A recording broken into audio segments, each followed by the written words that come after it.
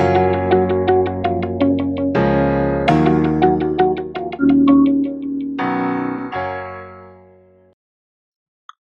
Everyone, welcome to my channel based on mantra. मैं हूं श्रुति मिश्रा और आज से हम शुरू करेंगे सेल ऑफ गुड्स एक्ट। इसको भी हम पार्ट वाइज अलग अलग वीडियोस में पूरे एक्ट को कंप्लीट करेंगे आपके एग्जाम्स के पर्पस से।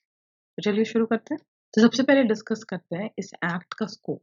ठीक है, ये लॉ क्यों बनाया गया था? तो ये लॉ जो है वो 1930 में बना था और इसके पहले आप सभी को पता होगा क्योंकि आपने कॉन्ट्रैक्ट एक्ट पढ़ा है, तो सेल ऑफ गुड्स एक्ट जो है वो कॉन्ट्रैक्ट एक्ट का ही पार्ट हुआ करता था। फिर किसी भी तरह के कंफ्यूजन को अवॉइड करने के लिए जो परेशानी हो रही थी कॉन्ट्रैक्ट के साथ में सेल ऑफ गुड्स को रखने की वजह से, उन सारी परेशानियों को हटाने के लिए सेल ऑफ गुड्स एक्ट को अलग किया गया और इसका स्कोप ये बताया गया एक्ट का कि गुड्स के सेल से रिलेटेड, ठीक है, जब आप कोई सामान बेच रहे हो तो उससे रिलेटेड जितना भी लॉ होगा वो ये लॉ होगा, वो सेल ऑफ गुड्स एक्ट कहलाएगा और ये लागू हुआ 1 जुलाई 1930 से। पूरे इंडिया के ऊपर अप्लाई होता है ये। अब ये किस तरह की चीजों पर, इस तरह की चीजों को बेचने पर अप्लाई होता है? तो ये वैसे कॉन्ट्रैक्ट्स पर अप्लाई होता है जहां पर आप सामान बेचने का कॉन्ट्रैक्ट कर रहे हो। ठीक है, कॉन्ट्रैक्ट एक्ट हमने पढ़ा है। उसके बाद आप जहां पर सामान बेचने का कॉन्ट्रैक्ट कर रहे हो वहां पर कॉन्ट्रैक्ट एक्ट को देखने के बाद आपको सेल ऑफ गुड्स एक्ट को भी देखना पड़ेगा कि आप जो कॉन्ट्रैक्ट बना रहे हो वो सेल ऑफ गुड्स के हिसाब से वैलिड है या नहीं। तो यहाँ पर कैसे सामान के ऊपर ये एक्ट लागू होता है? सिर्फ मूवेबल प्रॉपर्टीज, ठीक है, इमूवेबल प्रॉपर्टीज के ऊपर नहीं। तो इंडियन कॉन्ट्रैक्ट एक्ट में आप जितने भी रूल्स को अप्लाई करते हो एक कॉन्ट्रैक्ट बनाने के लिए, एक वैलिड कॉन्ट्रैक्ट बनाने के लिए, वो सारे रूल्स एप्लीकेबल होंगे। उसके बाद आप जब सामान बेच रहे हो तो उस कॉन्ट्रैक्ट पे सेल ऑफ गुड्स एक्ट को भी आपको देखना पड़ेगा कि सारे प्रोविजंस आप फुलफिल कर रहे हो कि नहीं, तभी जाकर जो आपका कॉन्ट्रैक्ट है वो वैलिड कॉन्ट्रैक्ट होगा। अब सबसे पहले इस एक्ट में डेफिनेशन क्लॉज है। ठीक है, डेफिनेशन क्लॉज मतलब एक्ट में जहां जहां पर भी इन सारे वर्ड्स को यूज किया गया उनका यही मतलब आपको निकालना है। तो बायर कौन होगा? बायर सिंपल है, जो पर्सन कॉन्ट्रैक्ट में सामान को खरीद रहा है वो बायर होगा, या अग्रीमेंट कर रहा है कि वो एक फिक्स्ड रेट पर सामान को खरीदेगा, वो बायर होगा। गुड्स क्या कहलाएगा? तो गुड्स वो सारी चीजें होंगी जो कि मूवेबल प्रॉपर्टी, ठीक है, जिसको आप मूव कर सकते हो, लेकिन इसमें एक्शनेबल क्लेम्स नहीं होगा। और मनी, जो करेंसी नोट आप यूज करते हो, वो ये दो चीजें गुड्स नहीं होंगे। स्टॉक्स गुड्स होगा, शेयर्स गुड्स होगा, फिर क्रॉप, जो खेत में अनाज उपज रहा है उसको जब आप काट कर अलग कर देते हो जमीन से तो वो मूवेबल प्रॉपर्टी बन जाएगा, तो इसलिए वो गुड्स होगा। घास, उसको भी आप जब काटोगे तो वो मूवेबल प्रॉपर्टी बन जाता है। फिर आपके घर में जितना खिड़की, दरवाजा, पंखा, ये सब कुछ लगा हुआ है, एसी, उसको जब आप उसके जगह से उखाड़ लेते हो तो वो मूवेबल गुड्स बन जाता है। ठीक है, अब यहाँ पर मूवेबल गुड्स में गुडविल, कॉपीराइट, पेटेंट, ट्रेडमार्क्स, ये सब कुछ मूवेबल गुड्स होगा। ठीक है, गैस, जो गैस सिलेंडर हम लोग लेते हैं वो गैस, स्टीम, वाटर, इलेक्ट्रिसिटी, ये सब चीजों को कोर्ट ने माना है कि ये सारी चीजें जो होती हैं वो गुड्स है और उनको अगर आप खरीद रहे हो या बेच रहे हो तो उसके ऊपर आपको सेल ऑफ गुड्स एक्ट को अप्लाई करना होगा, उसको खरीदने या बेचने के टाइम पर। अब एक्शनेबल क्लेम्स क्या है? एक्शनेबल क्लेम्स वो सारी चीजें हैं जिनको आप अगर वापस लेना चाहते हो किसी के अगेंस्ट, अगर आपको कोई लौटा नहीं रहा है तो उसको आप कैसे इन्फोर्स करोगे? सिर्फ कोर्ट में जाकर ही उसका कोई सॉल्यूशन हो सकता है। तो जैसे कि क्या एग्जाम्पल हो सकता है? डेट, आपने किसी को लोन दिया है तो आप उसको रिकवर कैसे करोगे? लीगली आप उसको कोर्ट में जाकर सू करोगे, वो पैसे नहीं दे रहा है तो कोर्ट उसको फोर्स करेगा कि वो आपका पैसा लौटा दे। ठीक है, तो डेट जो है उसको हम मूवेबल प्रॉपर्टी नहीं मानते हैं सेल ऑफ गुड्स के अंदर। तो अभी हमने जिस गुड्स की बात की वो सेल ऑफ गुड्स के अंदर कितने तरह का हो सकता है, या सेल ऑफ गुड्स का जो कॉन्ट्रैक्ट है उसमें वो कितने तरह का गुड्स हो सकता है? एग्जिस्टिंग गुड्स हो सकता है, फ्यूचर गुड्स हो सकता है, कॉन्टीजेंट गुड्स हो सकता है। और जो आपके एग्जिस्टिंग गुड्स होंगे उनके 3 टाइप होते हैं, स्पेसिफिक गुड्स, एसरटेन्ड गुड्स और अनएसरटेन्ड गुड्स। अब ये सब क्या है उनको डिटेल में आगे के स्लाइड्स में देखते हैं। तो अब आते हैं क्लासिफिकेशन ऑफ गुड्स पे। एग्जिस्टिंग गुड्स क्या है? जो जब आप कॉन्ट्रैक्ट बना रहे हो किसी सामान को बेचने का, तो वो सामान जिसको आप बेचना चाहते हो उस कॉन्ट्रैक्ट के अंदर, वो आपके पास ऑलरेडी है। ठीक है, सेलर के पास वो ऑलरेडी वो सामान प्रिपेयर्ड है। तो उसको हम एग्जिस्टिंग गुड्स कहें, ठीक है, जो एग्जिस्ट कर रहा है। अब उसमें अलग अलग टाइप्स है। पहला है स्पेसिफिक गुड्स। स्पेसिफिक गुड्स मतलब जैसे आप अगर एक पेन बेचना चाहते हो और आप पेन के ही शॉपकीपर हो, ठीक है, आपकी दुकान में बहुत सारा पेन है, आप पेन बेचना चाहते हो, तो कॉन्ट्रैक्ट बनाने के टाइम पर आपने ये सोच लिया है कि मैं इस ब्रांड का यही पेन बेचूंगा, तो वो हो गया स्पेसिफिक गुड्स। आप क्लियर हो एज अ सेलर कि आप किस गुड्स को बेचना चाहते हो उस कॉन्ट्रैक्ट के अंदर, ठीक है। तो एग्जाम्पल भी आप यहाँ पर देख रहे हो, जैसे सैमसंग गैलेक्सी S7 Edge। अब ये फोन है, तो जिस दुकान में फोन बेचा जाता है वहां पर एक मॉडल के बहुत सारे फोन्स होते हैं, तो वो सारे मॉडल में कौन सा वाला पीस आप बेचना चाहते हो वो आप क्लियर हो, तो वो हो गया स्पेसिफिक गुड्स। अब दूसरा कैटेगरी है एसरटेन्ड गुड्स का।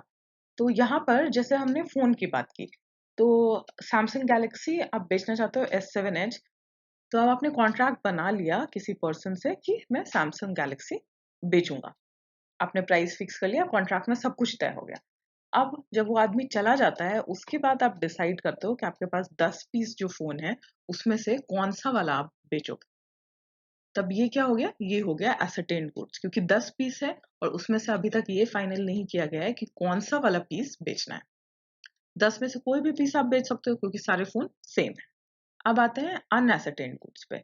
अनएसरटेन्ड गुड्स जिनको एक पर्टिकुलर पीस को आइडेंटिफाई नहीं किया जा सकता, ठीक है। जैसे आप अगर कुकिंग ऑयल के डीलर हो, ठीक है, या कोकोनट ऑयल के डीलर हो, नारियल तेल आप बेचते हो, तो आपके पास बहुत बड़े बड़े ड्रम में नारियल तेल रखा हुआ है। अब उसमें से आप किसी के साथ कॉन्ट्रैक्ट करते हो 10 लीटर तेल बेचने का, तो आप क्या करोगे, उसी ड्रम में से 10 लीटर तेल निकाल कर बेच दोगे।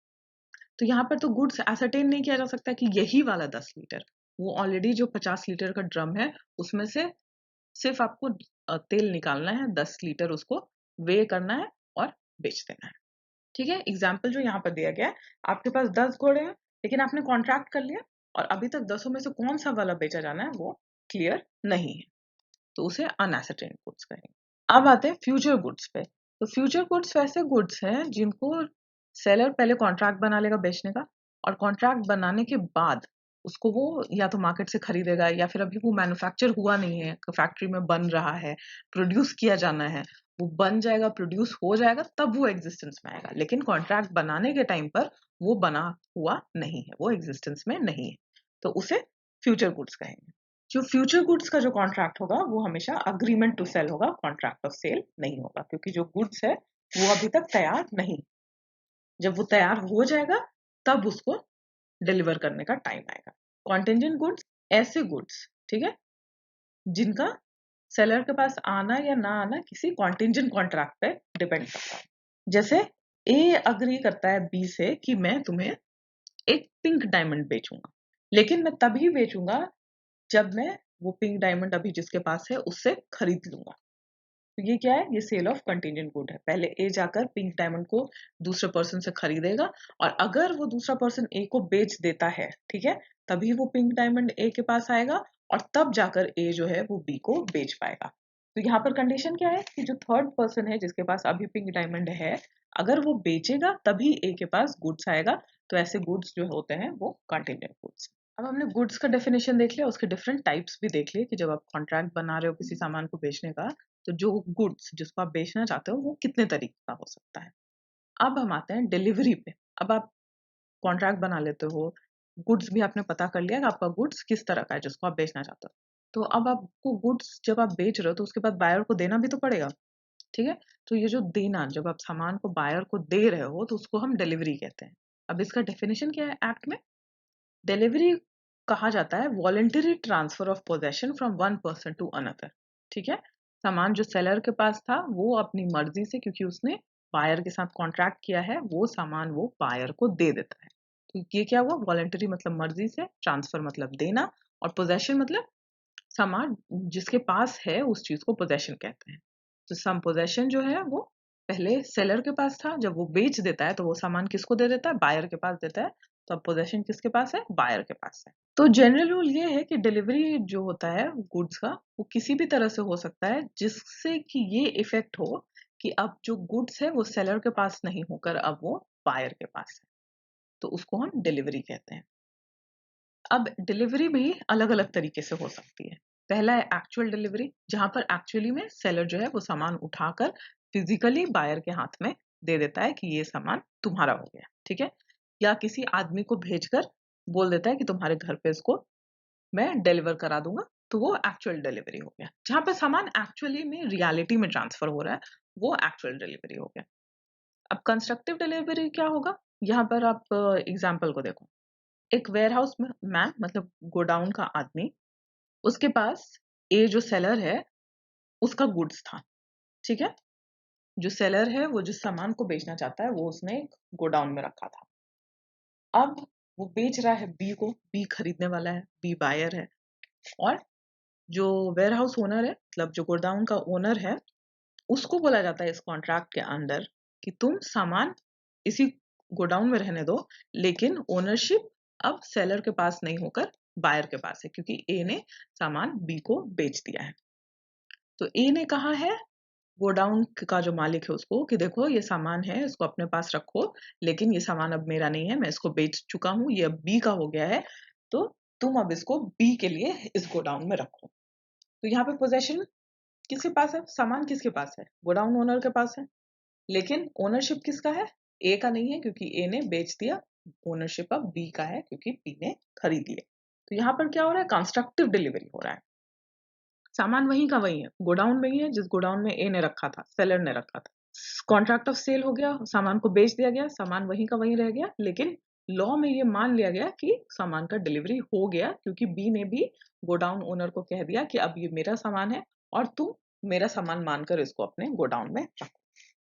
तो यहाँ पर एक्चुअली में सामान कहीं से कहीं नहीं जा रहा है, सामान वहीं का वहीं है, और लॉ में मान लिया जा रहा है कि सामान का डिलीवरी हो गया। अब है सिंबॉलिक डिलीवरी, जहां पर सामान का डिलीवरी के लिए आप वो सामान उठाकर नहीं देते हो, उसके जगह पे कोई डॉक्यूमेंट देते हो, कोई रिसीप्ट देते हो, किसी चीज का चाबी देते हो, ठीक है।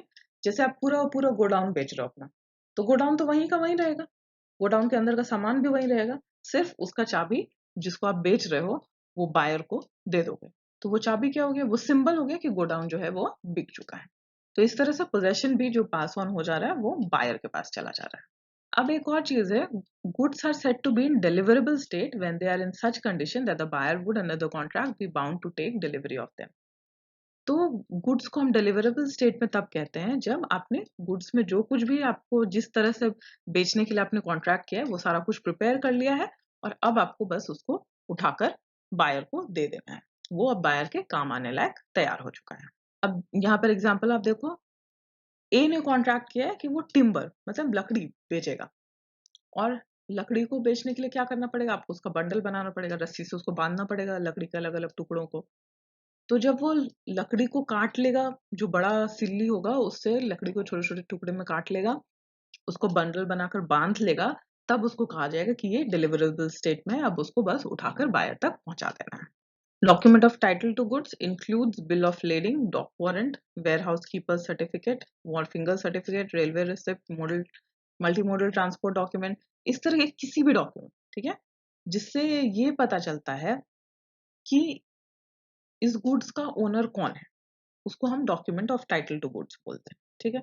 आप रिसिप्ट जो लेकर आते हो दुकान से, जब कोई इलेक्ट्रॉनिक सामान खरीदते हो, रिसिप्ट लेकर आते हो, तो उसमें क्या लिखा रहता है, आपका नाम लिखा रहता है ऊपर, नीचे सामान का डिस्क्रिप्शन लिखा रहता है कि आप कौन सा सामान खरीद कर लाए हो, उसका कितना प्राइस आपने पे किया है, ये सारा कुछ लिखा रहता है। और रिसिप्ट पे दुकान वाले का नाम पता ये सब कुछ लिखा रहता है।